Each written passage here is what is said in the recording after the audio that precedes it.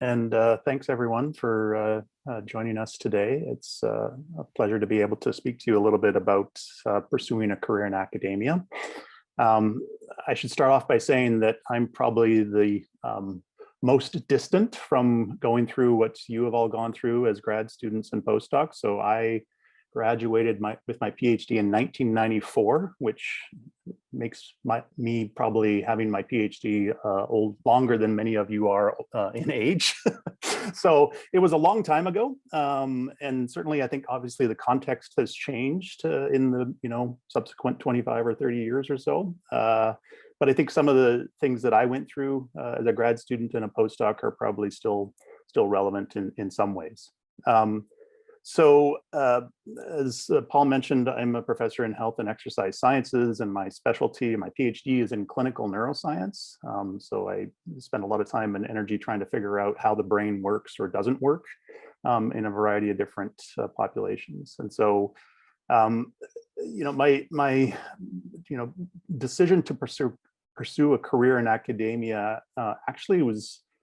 The foundation for it was as an undergrad, I was on the national rowing team and performed at a high level in rowing.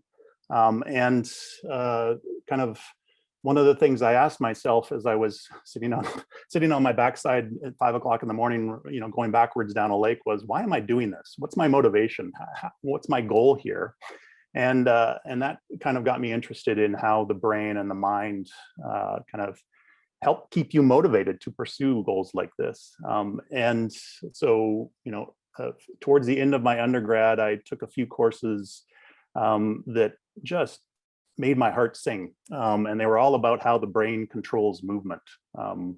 And so, I kind of finished my athletic career and decided to start going to a master's degree and focused on this aspect of brain function, and kind of just went from there. I think the key is to get to know as many people as possible, read as much as possible about your area, and interact as much as possible. Obviously, with COVID and the pandemic and all these Zoom meetings, it's a lot more different and difficult than what it was when we were able to meet in person, face to face, and have those conversations. But really, that ability to engage with people and let them know a little bit more about what you're interested in, and seek their advice around what are the best ways forward in terms of pursuing those interests. My experience has been one where the work of academia, in terms of the research you do, a lot of it is very detailed oriented, and some might even argue really, really boring.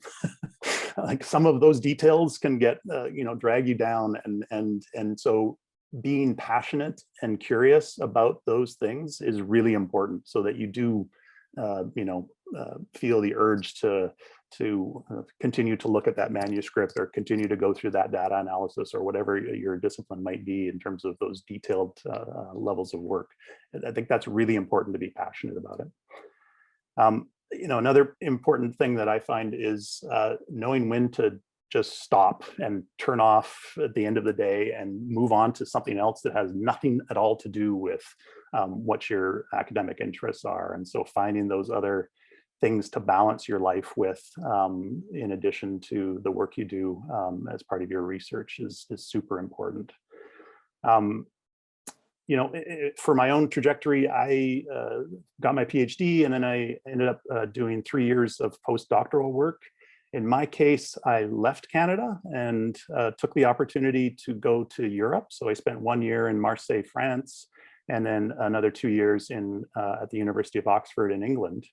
And I think a postdoc, if it makes sense from the career trajectory that you're interested in, is a super important experience, but also an opportunity to go and do some things with quite a bit of freedom that you don't necessarily have as either a grad student or a faculty member.